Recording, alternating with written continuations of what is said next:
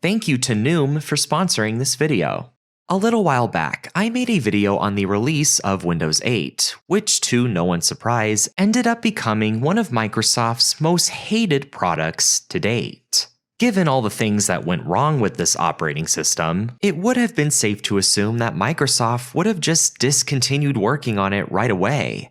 But the story doesn't end there. There is a lot to unpack with Windows 8, because unlike other versions of Windows, Windows 8 arguably had the most moving parts to it. Not only does it tell the tale of an extremely misguided corporation, but also one that was actually able to somewhat correct its course. In 2013, Microsoft came out with Windows 8.1, the OS that acted as a form of retribution for the company. We're sorry for making Windows 8, here is something better. And it actually worked. At least it worked in the best way it possibly could. Despite all the problems that arose before it, Windows 8.1 was actually quite well received among consumers, even to the point where people were comfortable with now making the switch, deciding to update to it from 7 or XP, at least at a much more successful scale than the original Windows 8.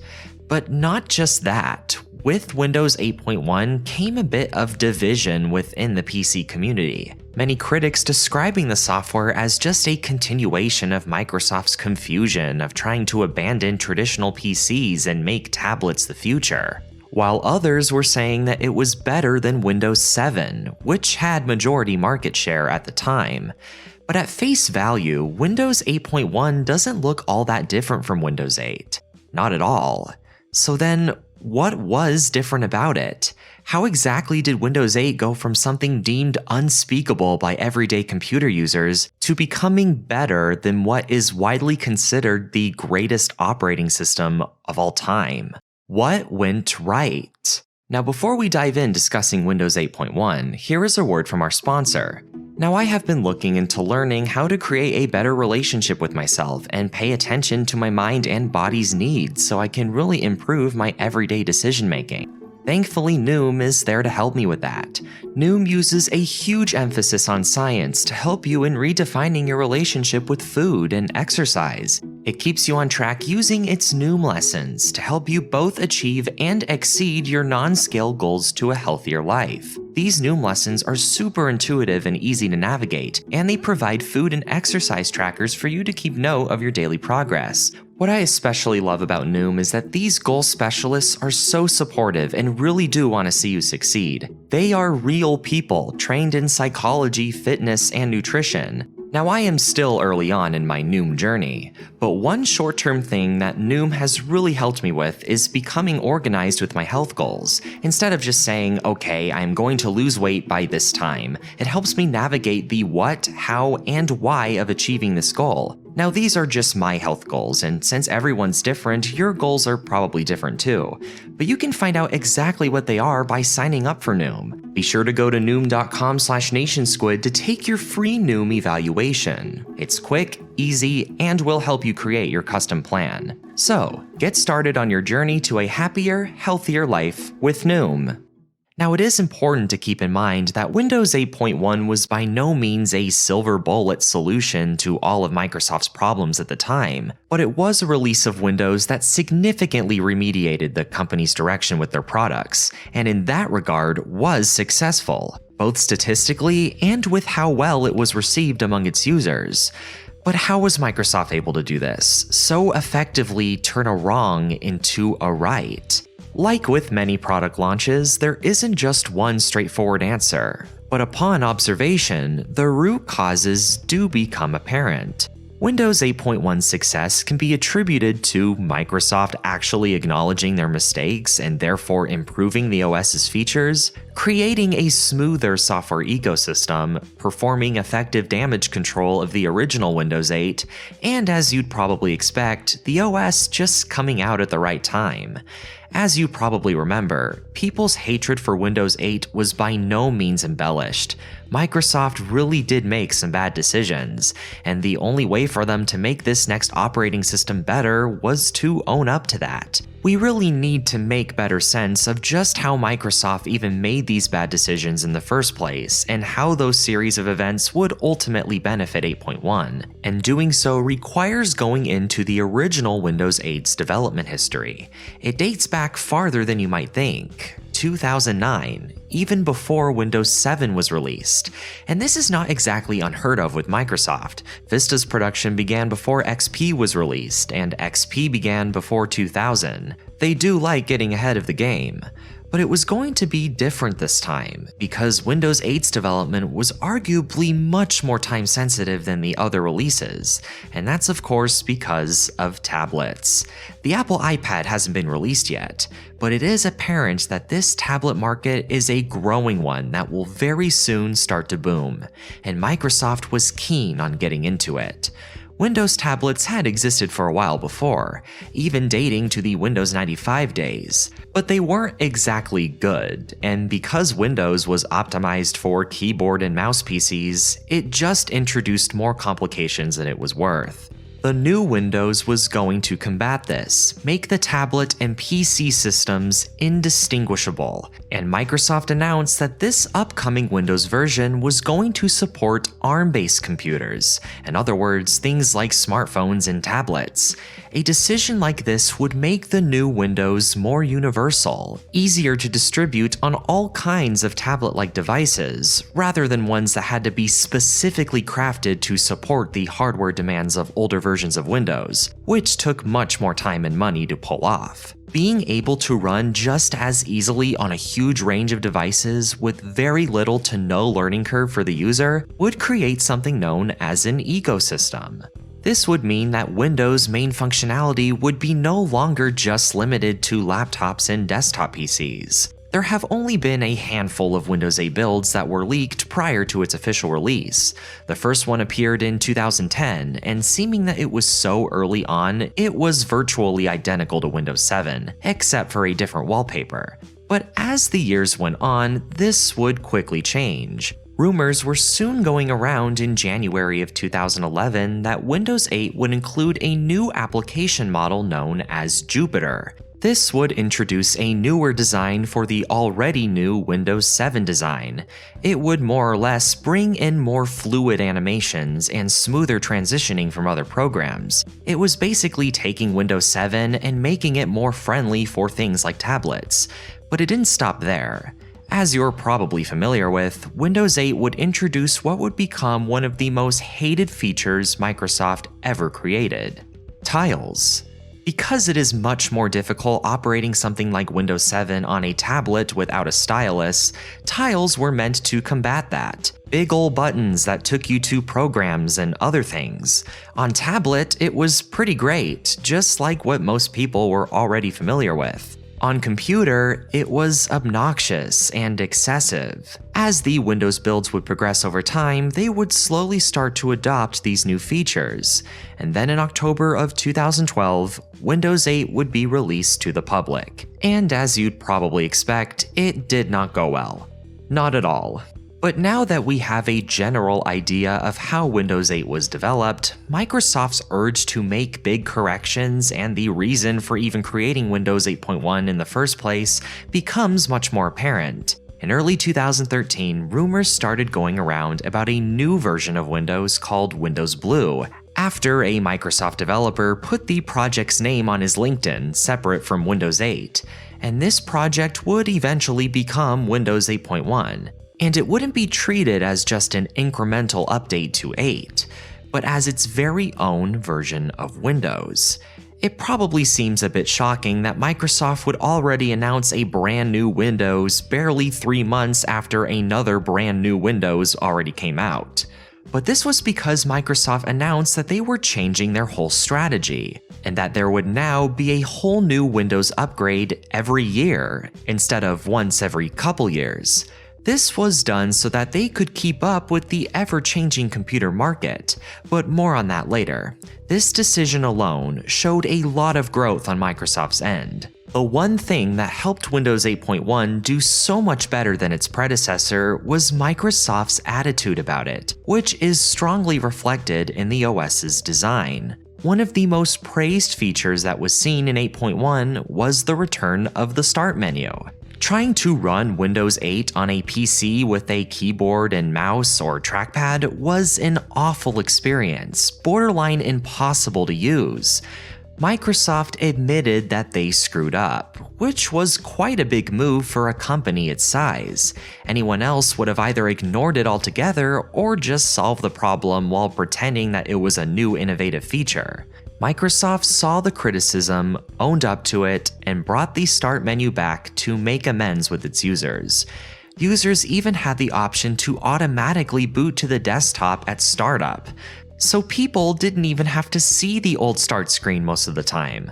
Although the Start screen was pretty much the same as Windows 8's and not the one from Windows 7 that people loved, it was at least a start. At least people now had somewhere to go. They weren't just totally lost on this screen wondering how to access their programs.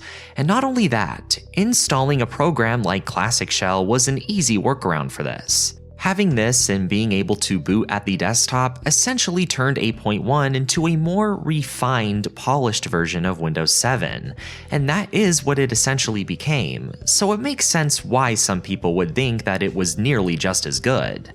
At that point, users had virtually no complaints. This new boot up setting wasn't just convenient for traditional PC users, it was convenient for tablet users too. Microsoft had made a compromise with its users. The Start menu was more appealing to tablet users, so they kept it.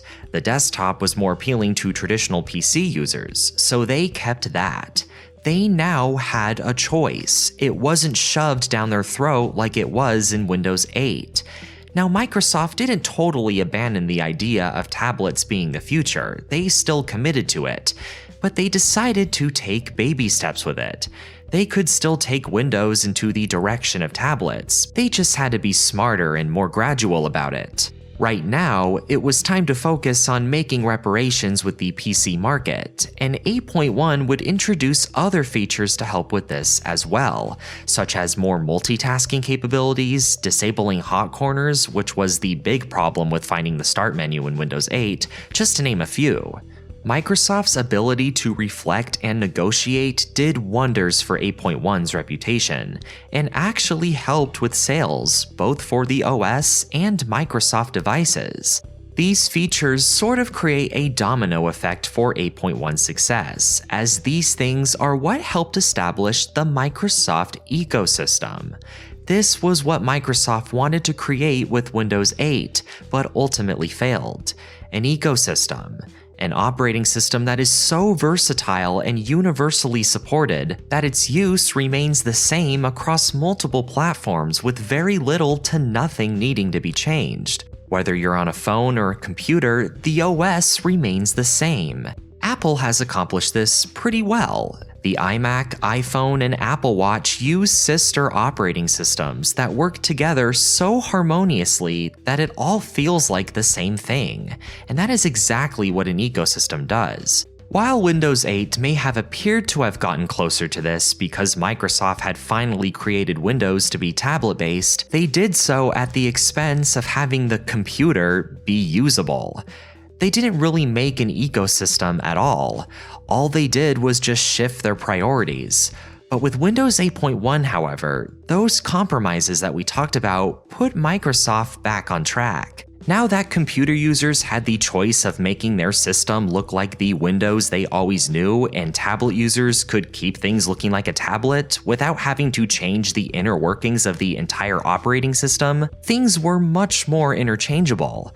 Not to mention that 8.1 also had the opportunity to further tweak Windows implementation of apps, so now tablets and computers more or less spoke the same language. The true Microsoft ecosystem is born. Windows 8.1 on desktop PCs and Surface Pros had nearly identical interfaces with Windows RT on the Windows Phone, and since communication was so smooth, it felt like the same operating system on all these devices. Now, of course, things weren't perfect. There were even some instances where apps flat out didn't work on 8.1, but it was much better than before, and people took note of that and were finally more open to welcoming the Microsoft ecosystem with open arms. Microsoft would ultimately master the ecosystem with Windows 10, which can be used exactly the same on the computer and on a Surface with no learning curve at all. But Windows 8.1 is to be thanked for that, because it got Windows 10 in that right direction in the first place. But how was Microsoft able to pull this off so well and convince people to switch over to Windows 8.1 in the first place? I mean, the first one was so bad, why should they trust the next one that looks like nothing more than just a small update? Well, because Microsoft was good at damage control. From all this turmoil, they learned pretty quickly to make it up to their audience, but it did come at a price, literally. If you were already an active Windows 8 user, upgrading to 8.1 was free. Just go to the Windows Store, download the update, and have it install while you're sleeping, and now you have 8.1 the next morning. There was no way that Microsoft was going to charge them, and that their users would think that they would have the audacity to sell Windows 8 twice because they screwed up. Just keep it free, fix their problems, water under the bridge.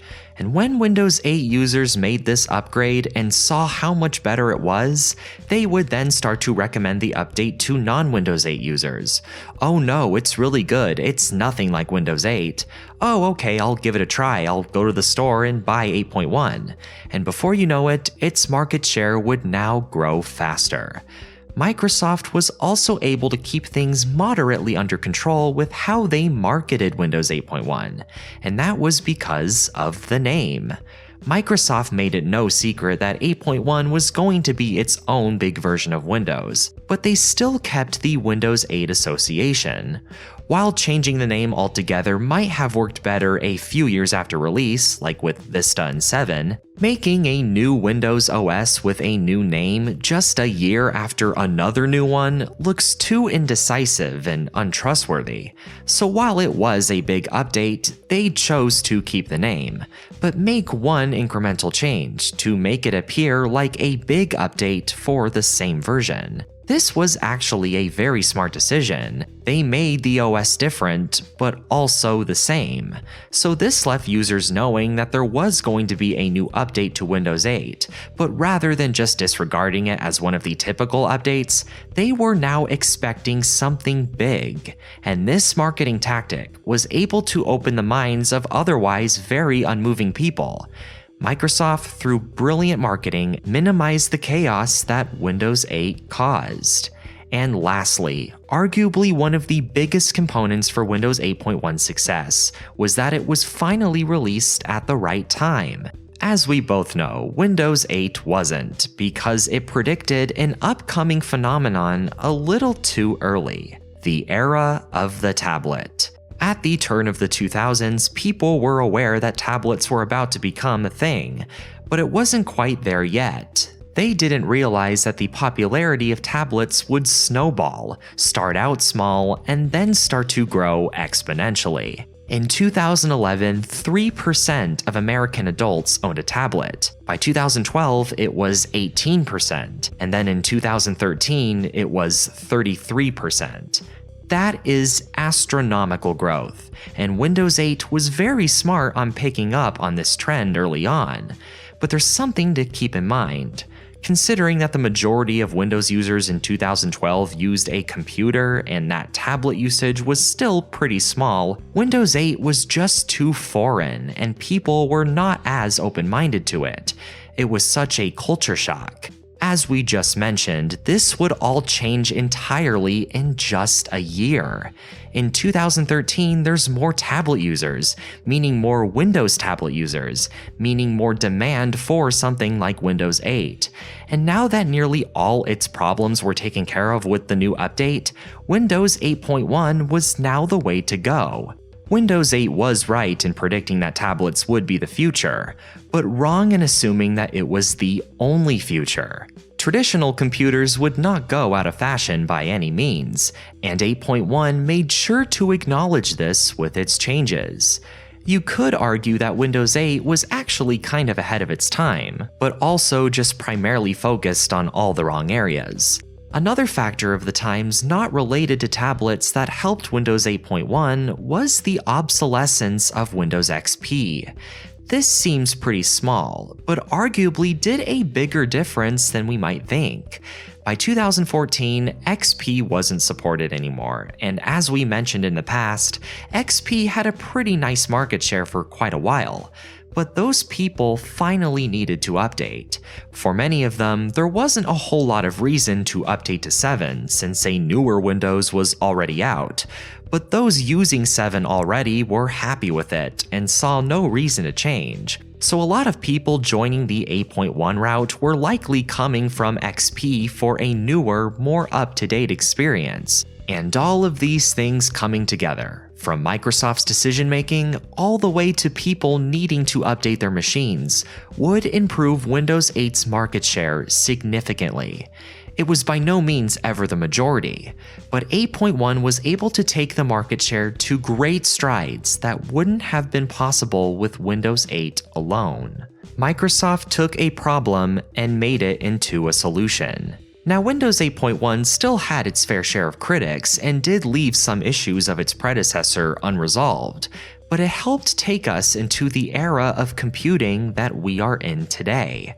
Windows 8.1 was the transitioning point between what we got with Windows 8 and what we have with Windows 10. It serves as a valuable lesson for not only learning how to form good from bad, but also learning to properly take criticism to correct course, and thus enriching the relationship you have with your audience, and using that to continue empowering the quality of your hard work, as well as the passion of your community.